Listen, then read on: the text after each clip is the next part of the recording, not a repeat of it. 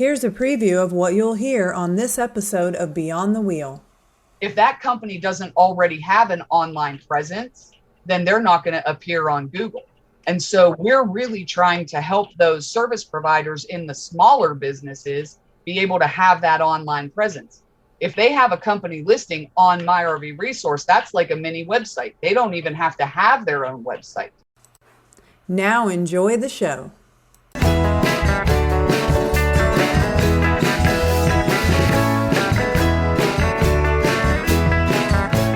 You are listening to Beyond the Wheel, a podcast about the people and ideas that drive the RV community forward.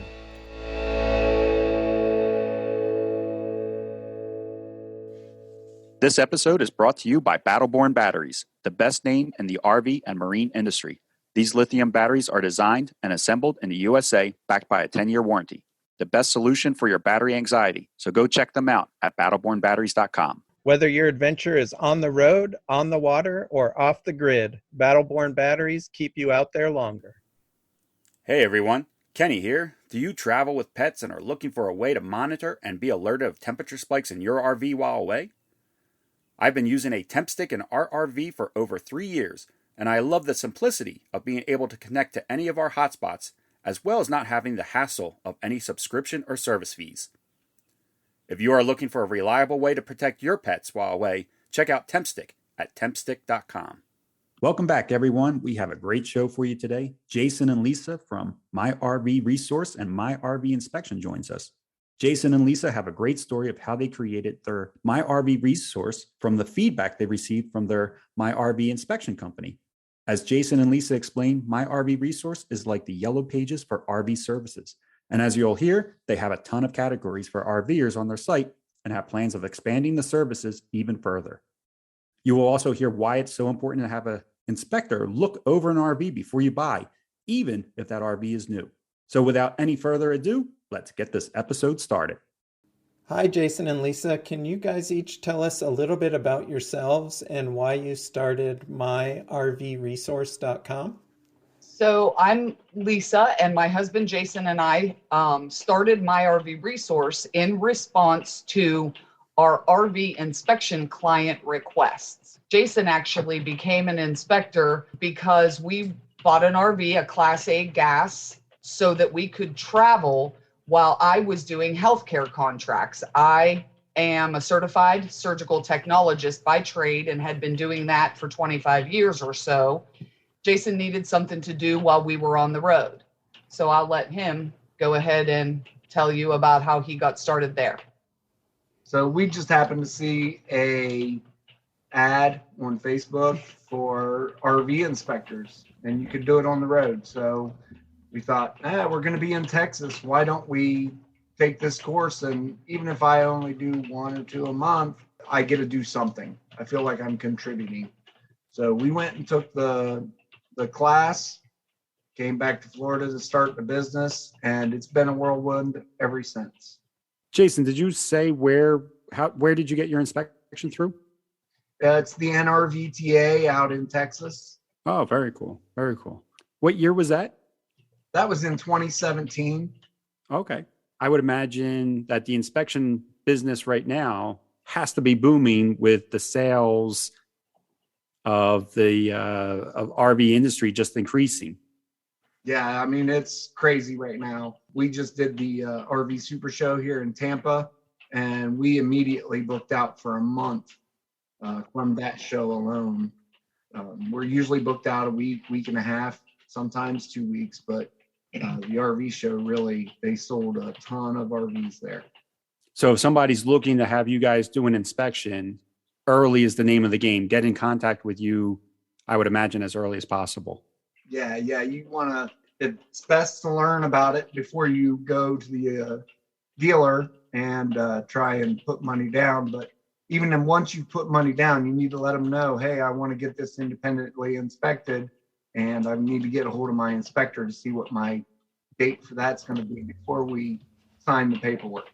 You just used the word independently inspected. Can you kind of explain that a little bit more? What is the benefit of having it independently inspected? So number one, a dealer does a PDI, and they're going to fix what they want to fix before it goes out the door. You're probably never going to see that pre-delivery inspection. That is kind of for their eyes only. What we do is we go out there and we spend several hours with the RV. We take the emotion out of the buying experience, so the customer's not, ooh, look at the blinds, ooh, look at the furniture. You know, we don't care about the color of the blinds and things like that. We're there to find the problems. So we take the emotion out of it.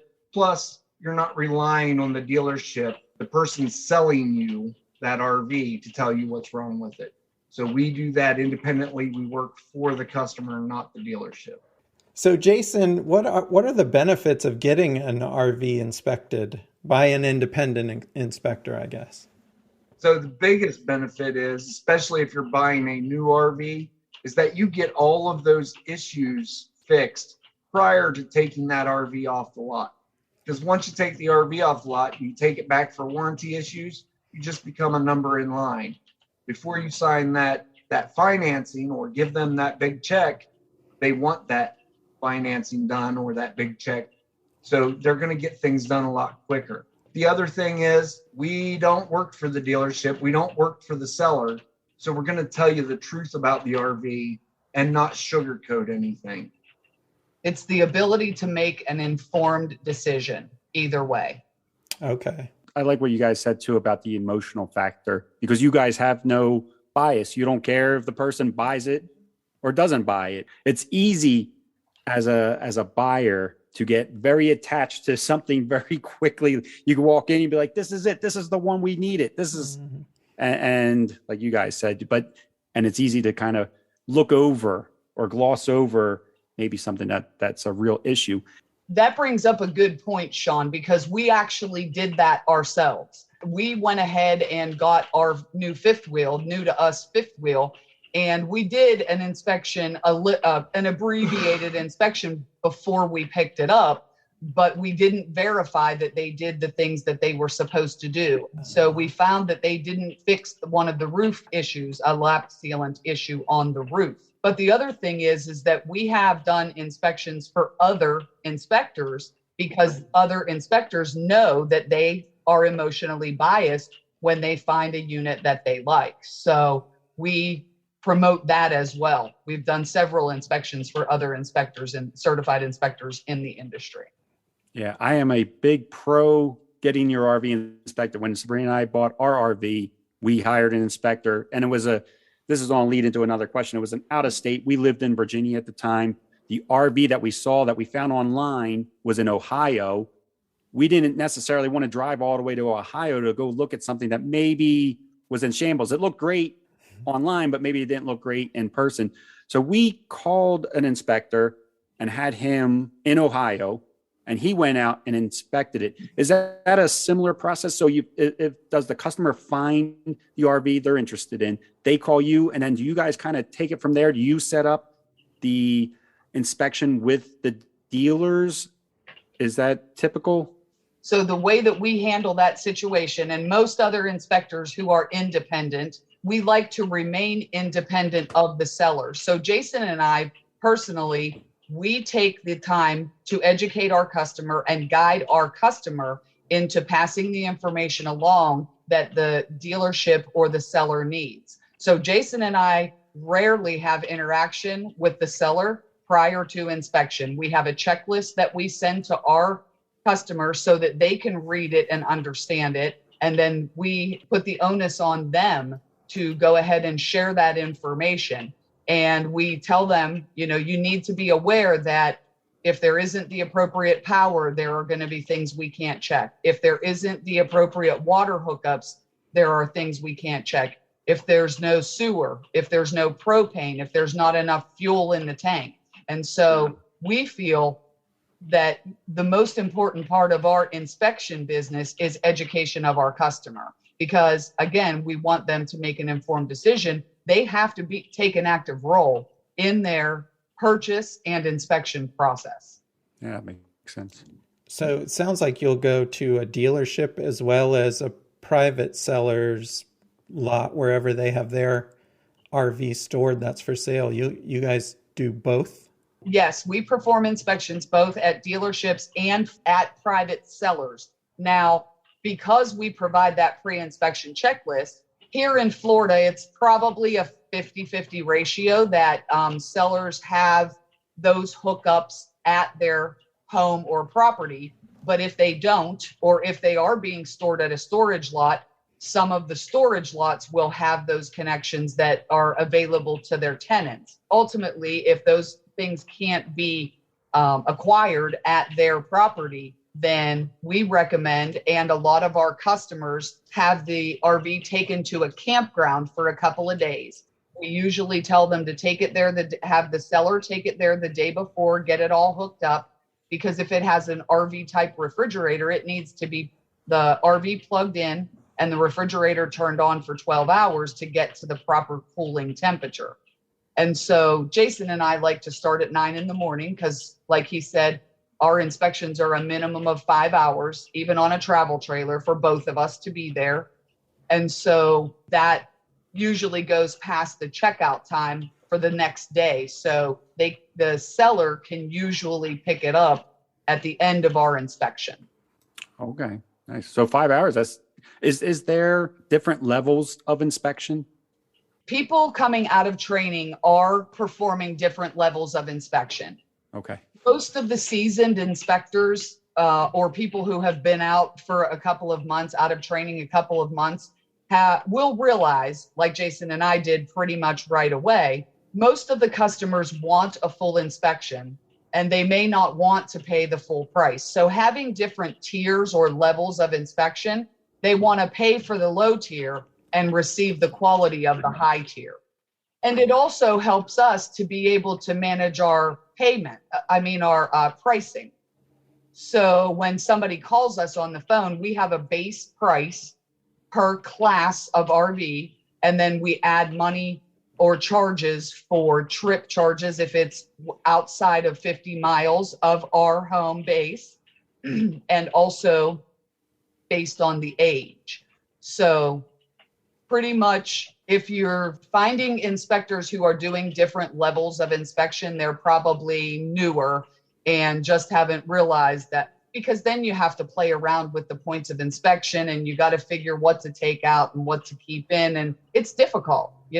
I can't justify going to an inspection and seeing something and not reporting. So I want to inspect the whole thing. Right. That makes sense.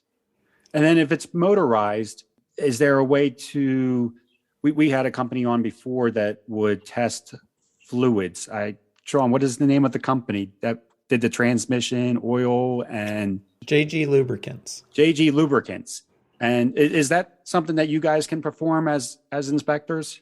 So Jason and I do things a little differently. We're master certified inspectors. We've done over 700 inspections between the two of us since 2017. So we have a good level of experience under our belts, and we actually found a local company because shipping it to a lab, everybody in the RV industry, the dealership is pressuring you, and they're pressuring the buyer to get it off the lot. So what we do is we take those fluids to a local lab and we drop them off in person. It's literally, 15 miles from our house. And we almost always have the results of those the very next day. So we don't like to ship them. I just was in the inspector's private group and somebody is saying, I paid for overnight shipping and it's been 5 days and haven't gotten the results. So we recommend that people look for local labs. Okay. Hey, that's really fast. I'm assuming your reports only go to the prospective buyer. Is that correct? They go to our customer. Yes. The person who pays for the report. And sometimes we do inspections for sellers too. Don't be mistaken. We definitely do seller inspections, but the person who pays for our report is the person who receives our report. And while they are welcome to share the entirety of the report, our software actually allows them to create punch lists. And so they can just pick out the things that they want to negotiate for, or they want to have the dealership fix, or they can even create a separate report for themselves so that they can buy the things that maybe we recommend, like vent covers or dauber screens and stuff like that. So that brings up two questions for me. And one is I never considered, like when I get ready to sell my RV, to have it inspected beforehand to fix any problems that might be there that a average person wouldn't be able to see. So do you do that often? It's not as often as before purchase because, like you said, it's basically unheard of. But we've definitely had sellers reach out to us. We've had sellers reach out to us on behalf of the buyer because they also think it's a good idea. I will tell you, anybody in the boat industry or who owns boats or yachts or anything, they call their inspection surveys. And we love boat people because they totally understand. You wouldn't buy a house without an inspection, and you wouldn't buy a boat or a yacht without an inspection. Why would you? I mean, the RVs are the same price these days, you know? Yeah, they're a house on wheels. They should absolutely be inspected. And they're subjected to an earthquake with every bump and turn. Yeah. It's easily, they're easily broken. There's another thing there too. A lot of people buy extended warranties. If you get the inspection prior to your extended warranty expiring, you can get a lot of things fixed at the end of your warranty before that warranty goes out and save some money. Yeah. That's a good point. Yeah, I never thought about that. That's great. There are some insurance companies and there are some financing institutions who are also requiring inspections prior to providing those services. Not as many as we would like to see. And their inspection requirement isn't as thorough as we are, but that's the perfect opportunity for us to remind the customer and educate the customer that they really should have a full inspection rather than just the required inspection, because it's so much more thorough.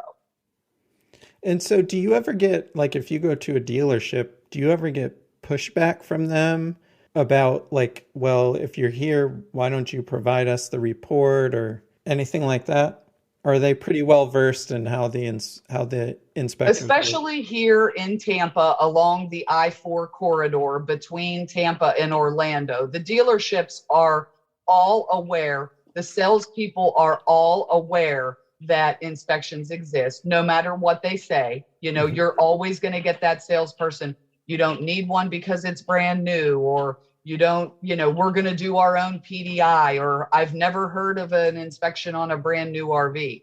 So are there some dealerships that we go to less because they are better at convincing their customers otherwise? Yes. But we do tell our customers, if they are an adamant no, then that's a huge red flag. And you should probably consider what the service is going to be after the fact as well. Yeah, Yeah, sure. that's true. Yeah, I think newer RVs need an inspection just as much as the used ones, because none of those bugs have been worked out of a new one yet. Absolutely. And about 65% of our business is brand new RVs. Oh, interesting. Oh, that's great news, That's a good actually. chunk. Yeah. Yeah.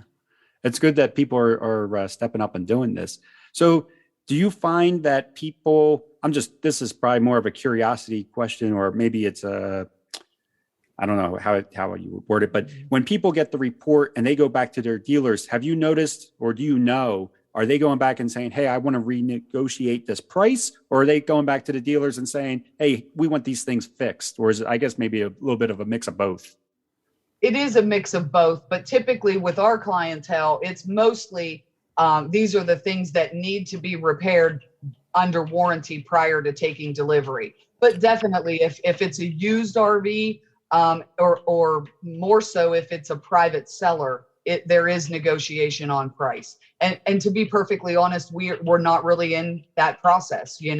We provide the information to the customer. We teach them how to use the fantastic punch list feature in our software, and they kind of take it from there. And then so how long does it typically take from inspection to report? Once we get there, we do the inspection. We come home, we put the report together. We spend about an hour putting it together at home. It's pretty much done when we get here. We just have to, make the pictures look a little prettier, put some arrows in there, check our grammar, things like that. And we send it out to the customer that same day. We like them to review it. And if they have any questions, give us a call, because we want to make sure that they understand what they're reading. Some of the lingo in the RV industry, you may not know what that part is or what that specific item is. So we want to make sure that you understand what it is. Okay, that's a fast turnaround then. It is fast turnaround. I think most inspectors are striving to get the reports back within 24 hours, but they haven't used the software as much as Jason and I have. So Jason and I are also doing some training and doing some services to help those inspectors be better prepared for launch for when they get started. And so they can hit the ground running and completely understand. We've also created several different courses on the software that we use because it was developed for the home inspection industry, and we've heavily modified it to make it work for RVs. You know, we use the software every time we have an inspection, and we're doing 3 a week right now because Jason was in a rear end accident a couple of years ago. So we could be doing 5 or 6 or 7 a week. That's as many phone calls as we get. But because of his accident and because we're growing our online directory, we're doing 3 inspections a week, but then we're working with the software to train other people.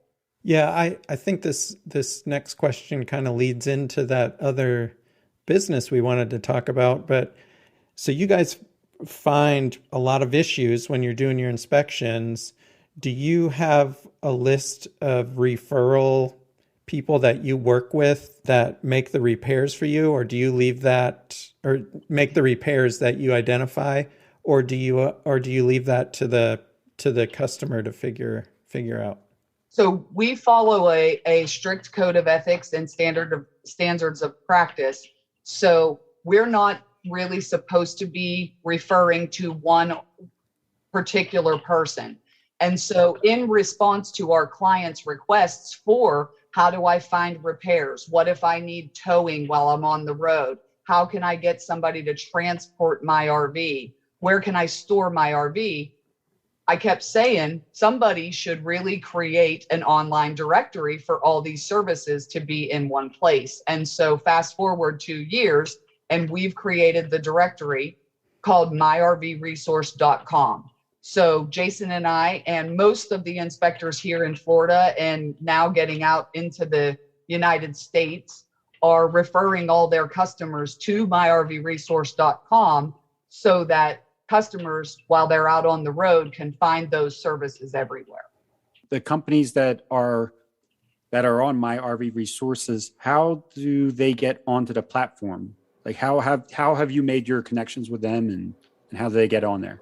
So we have a lot of connections in the industry. We're members of the Florida RV Trade Association. So we have a lot of connections that way. We have formed a lot of personal relationship with other inspectors. They know that we do the home gauge software training and stuff, and they know that we're a little bit busier than lots of others in the industry. So they reach out to us. The repair techs in the area, we've needed to call on them for even our own rig since Jason was hurt and things like that. So we've formed a lot of relationships. But to get signed up, we have free listings and paid listings, and they can basically just go to myrvresource.com and click on the tab that says join for free or Service Pros, and it will tell them a lot more information about how to get signed up free or paid. I'm curious, what type of companies are on there at the moment, and what type of companies would you like to see maybe add on that you don't have just yet?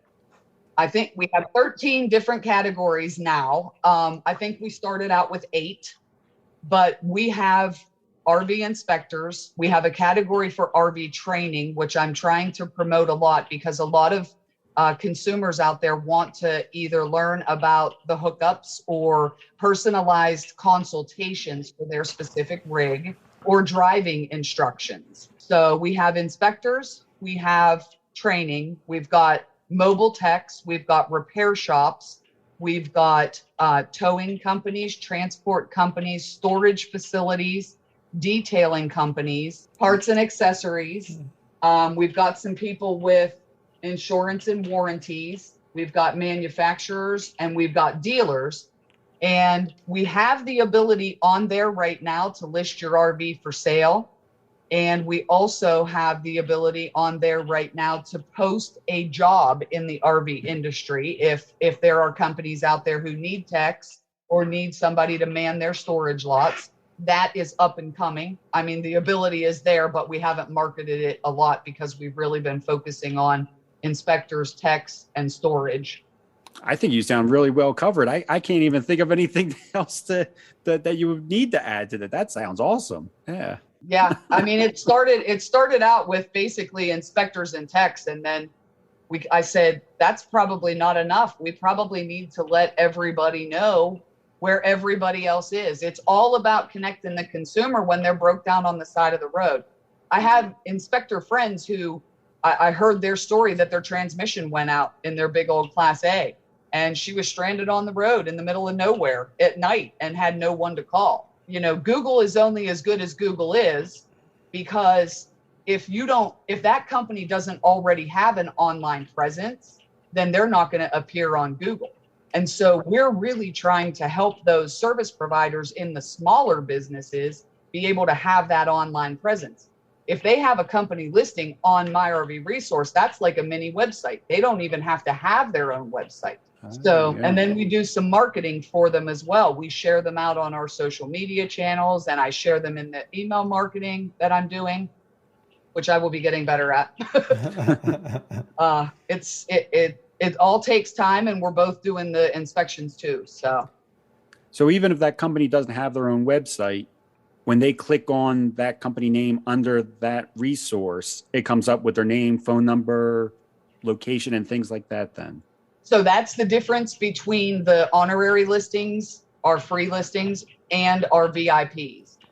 The honorary listings have the name of the company and a map to show you where they are, along with their phone number if one was provided to us upon coming into our system.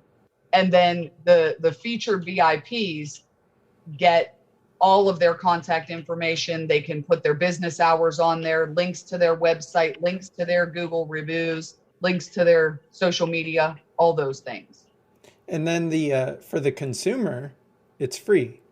Yes, it's free. My intention is to always have a free portion, but we do have some fantastic ideas for some programs that we want to offer to the consumers in the future. So I intend to have a free portion at all times, because I just want people to be able to get the help that they need. There's quote request forms on every company listing page as well. So you can get a hold of somebody with that quote request form right away. I can't promise you that they're going to get back to you in a timely fashion that way. But the goal is to have, I always say it's My RV Resource. It's like the yellow pages for RV services. And we're heading towards the Angie's List business model. That's the goal. Okay. So at the moment, or are you planning on having reviews listed right there when they click somebody? Yes. So there are reviews on people's websites if reviews have been submitted to My RV Resource, or if the company has a featured VIP listing, their link to their Google reviews go there. So we're growing that aspect because, once again, unlike Google, people who want to travel and do nomad working, their Google reviews aren't going to travel with them. That's the beauty of My RV Resource. If they gather their reviews on that mini website that they get on My RV Resource, they get unlimited map location changes. So they can be in Utah one week and Nevada the next week, and that information will always go with them. Oh, that's good for mobile techs, especially, and inspectors, I would imagine. Yes. Yeah. I'll tell you, the towing thing. A couple years ago, I was in Texas and had a little driving incident and was stuck in a ditch with my 44-foot fifth wheel, and I could not find a tow truck company on the internet that was able to help me. That wasn't within, it was the nearest one that I could find on the internet was like 3 hours away. Yeah. I'll be the first to admit there are probably gaps in our maps for those services as well. But as we grow and expand. I mean, we're coming up on the front page of Google for pretty much every type of listing. So as people are seeing it, they're curious about it and they're all signing up or claiming their listings. So that's fantastic. And the more word of mouth from other people and, talking to podcasters like you and YouTubers, we're getting there. We're definitely making progress.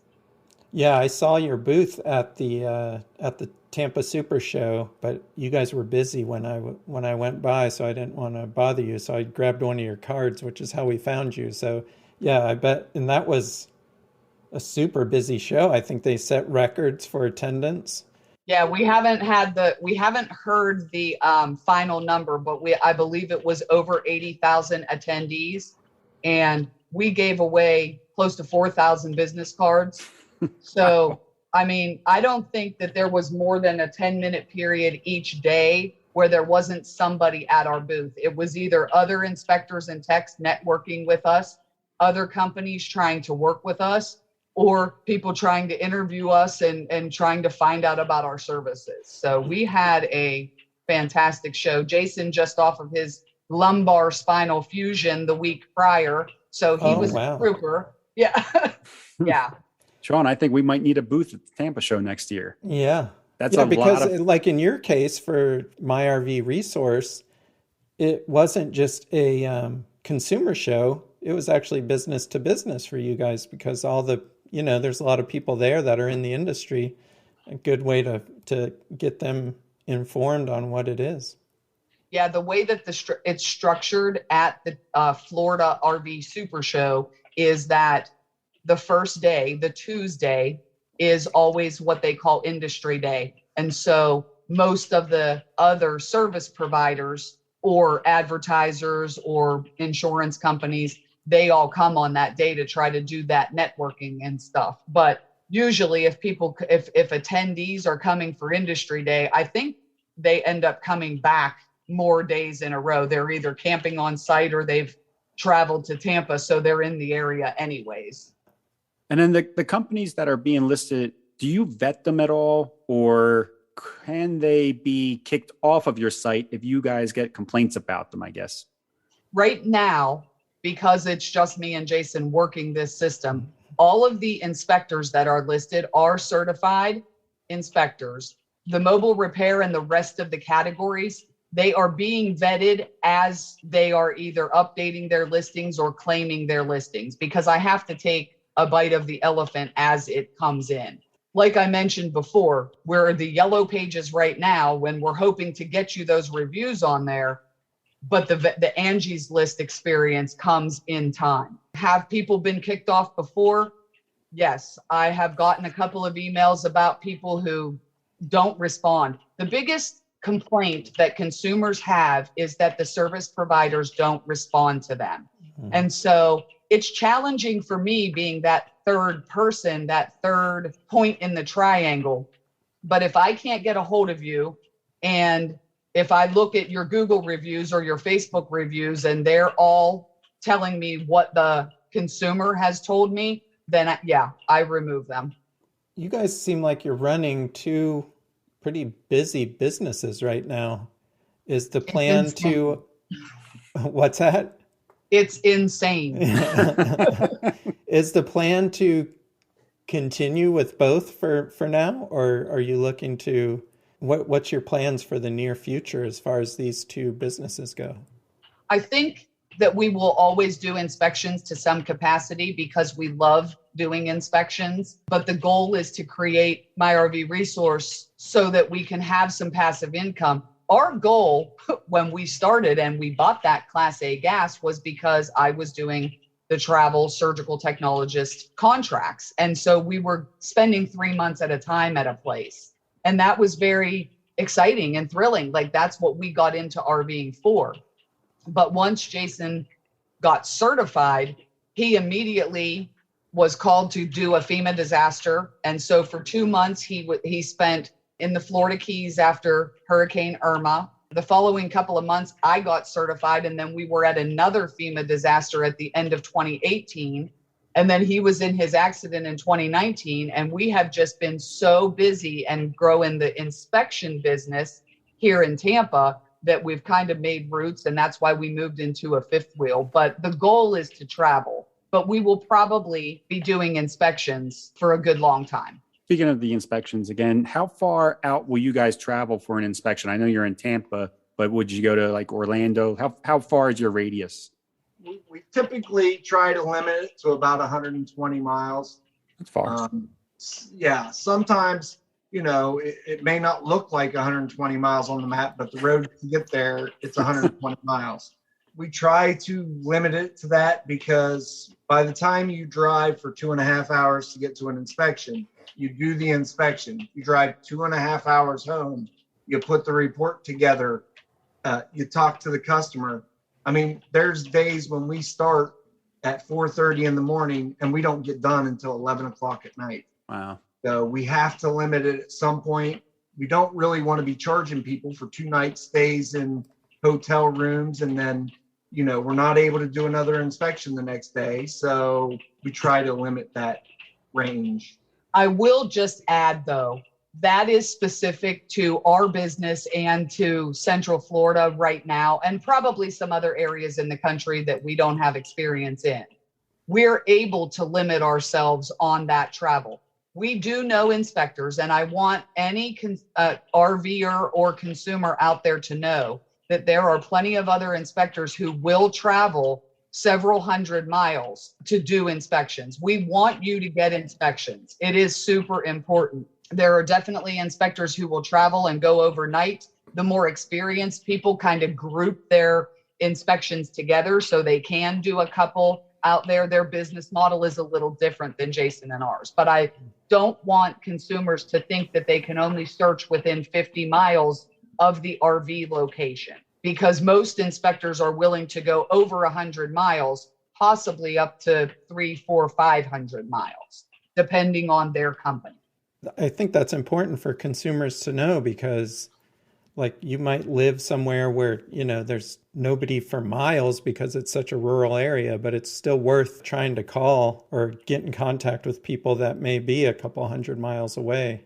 That's why I was so adamant that when we started building the directory, that it was map based and not just a list of people, because I wanted people to understand the distance and the fact that inspectors are willing to travel.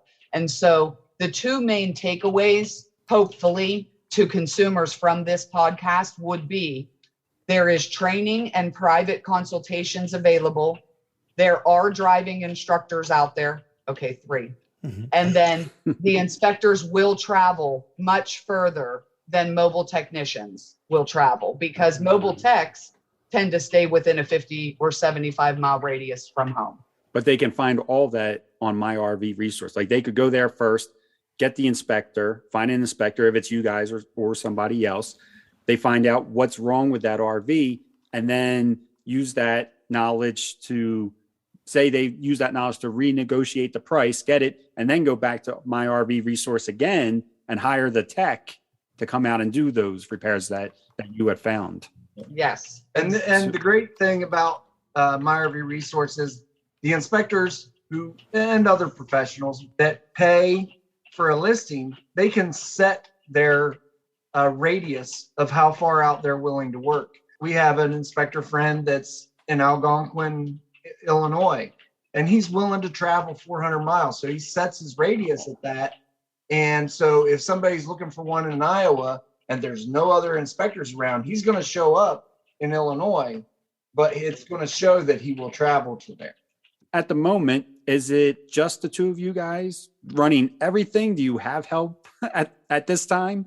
It's just us, and I have a couple of freelancers, and we have a mentee who is learning with us right now. She's helping, her name is Ozra, and she is helping us with inspections, and I'm getting her a little bit acclimated to do some virtual assistant tasks for me with My RV Resource. I'm still figuring out my processes a lot of the ways, so, I'm a little OCD about stuff.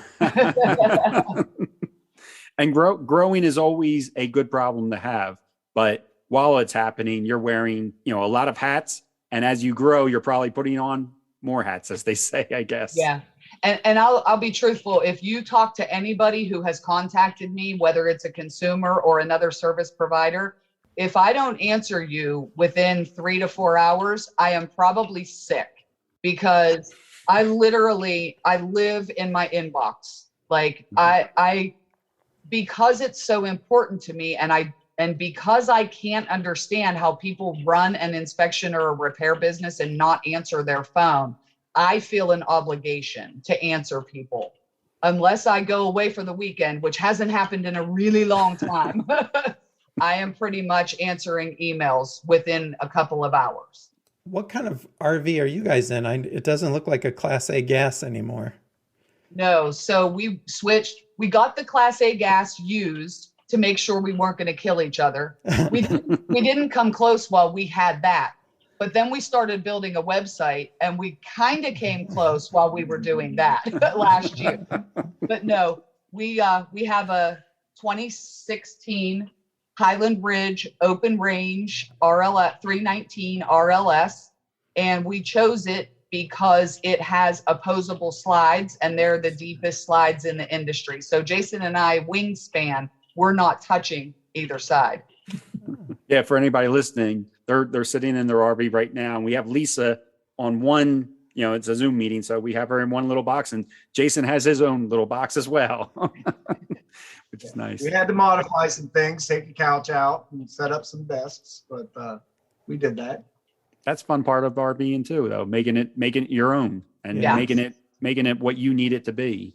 And my island is also movable. Like my island stows, so I can literally move the island that's behind me, and we could ballroom dance if we chose to, Nice. Wow. which we don't know how to. Well, there's something else to add to my RV resources is how to dance. Yeah, How to dance in your RV. that could be a whole series, I bet. That could be. So I think that's all of our questions, Jason and Lisa, unless if there is something that Sean and I might have missed or something that you want to add to the conversation. I can't think of anything offhand. Once again, just trying to promote the training, RVs for sale, job postings, the other avenues that we're getting ready to explore over the next months and years to come. Okay, awesome. Well, we definitely appreciate your time, especially after hearing how busy you guys are. We really appreciate your time. And we will do our best to send as many people as possible to My RV Resource, and they can get in touch with you through there for the inspection side as well. I will add some links in our show notes that will take them right to your website. And we want to wish both of you guys safe travels. And again, really thank you for your time. Well, thank you for the opportunity. Yeah, we appreciate you reaching out. It was great. It is interesting how Lisa and Jason used the experience from the My RV inspection business to create another business, myrvresource.com. It is a perfect fit for a need that fills the pain point of RVers who need to find resources no matter where they are. If you want to check out either of these businesses, click the links in the show notes to this episode. As always, a big thanks to our sponsors, Battleborn Batteries and TempStick, and we cannot forget all of you, the listeners. Also, if you're going to be at the FMCA Tucson Rally this month, don't forget to swing by and say hello. We will be there for the entire event. We will be back in 2 weeks with another episode, and until then, safe travels. This episode is brought to you by Battleborn Batteries, the best name in the RV and marine industry. These lithium batteries are designed and assembled in the USA, backed by a 10-year warranty. The best solution for your battery anxiety. So go check them out at battlebornbatteries.com. Hey everyone, Kenny here. Do you travel with pets and are looking for a way to monitor and be alerted of temperature spikes in your RV while away? I've been using a TempStick in our RV for over 3 years, and I love the simplicity of being able to connect to any of our hotspots, as well as not having the hassle of any subscription or service fees. If you are looking for a reliable way to protect your pets while away, check out TempStick at tempstick.com.